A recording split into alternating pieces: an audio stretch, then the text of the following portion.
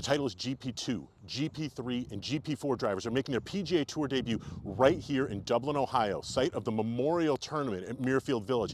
And while Titleist isn't letting me hit them this week, they are letting me check them out, which means I'm going to let you check them out too. Let's take a look. Okay, so there are lots of things that we don't know about the new Titleist GT series of drivers. This is the GT2. Now, in previous versions of Titleist drivers, the 2 designation means it's basically your point and shoot bomber type club. That's going to be the one that is going to have the highest MOI. It is going to be the one that is based on, basically really built for players looking for stability, looking for the maximum amount of forgiveness. If we take a look here, very, very sort of classic design shape. We've got one weight that's positioned in the very back of the head. Now, a weight in that position back there should be able to pull the center of gravity back and down in this head. And when you do that, you're going to be increasing the stability, increasing the MOI. And so that's why with just, again, that one weight in the back, I would suspect that we're talking about, again, a sort of more point and shoot, high MOI, high stability story when it comes to GT2.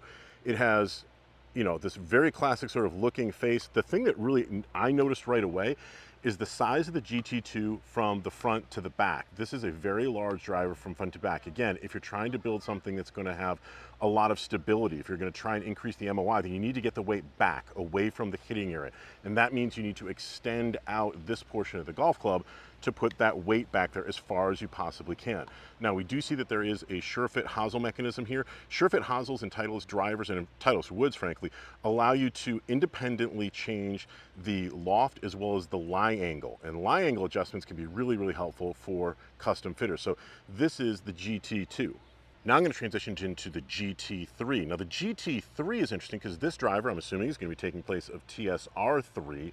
And TSR3 was wildly popular, and has been wildly popular really since the get-go, not only for the shape of that driver, the aerodynamic properties of that driver, also because of this area right in here. And we can see once again, it appears that there is a 5-position movable weight system that is positioned forward in the head of the GT3. Now you can see T2, T1, and H1 and H2. Those designations are undoubtedly for toe 1-2 and heel 1-2 neutral, and this is going to allow players and fitters to create either a fade bias or a draw bias. So this is going to be left-right adjustability. Unlike the GT2, we don't see a weight in the back here, so this is going to be much more of a weight forward situation here. You can also see when I flip this around, we now have a classic pear-shaped driver. This is the classic look of Titleist drivers in the address position.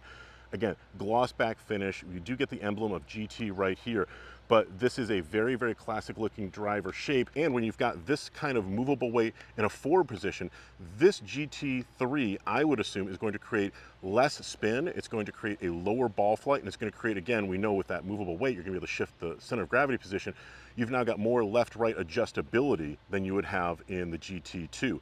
The face of the GT3 also, to my eye, appears to be deeper, meaning taller from bottom to top. That is something that many more accomplished players and better players like to see. They like the deep face. And in many Titleist drivers over the years, the 3 designated drivers, the ones that have more left-right adjustability and are really designed for slightly more accomplished players, they tend to have a deeper face to them. So again, you've got the SureFit adjustable hosel system here.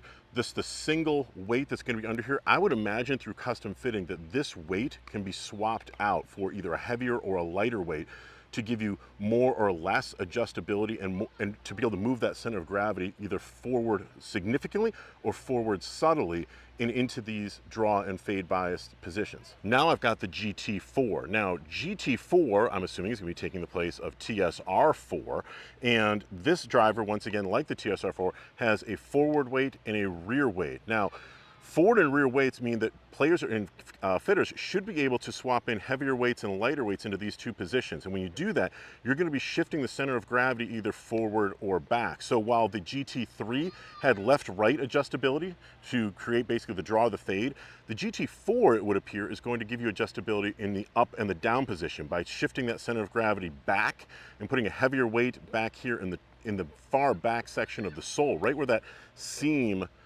of the sole meets the crown. That's about as far back as you can put it. By putting a heavier weight back there, you are going to be pulling the center of gravity back, increasing the moment of inertia. You're going to be creating a slightly higher ball flight and a little bit more spin. By putting a heavier weight in the forward position up here, you're going to be shaving off spin, creating a lower, more penetrating ball flight. Now, the TSR4 was designed to basically be a TSR3 and a half. It was, from an aerodynamic shaping standpoint, very, very similar. And again, we can see a very tall crown right here. We've got that deep face, not quite as deep maybe. It's difficult, I'm just eyeballing this stuff, as Titleist again has provided us with no details on these as of yet.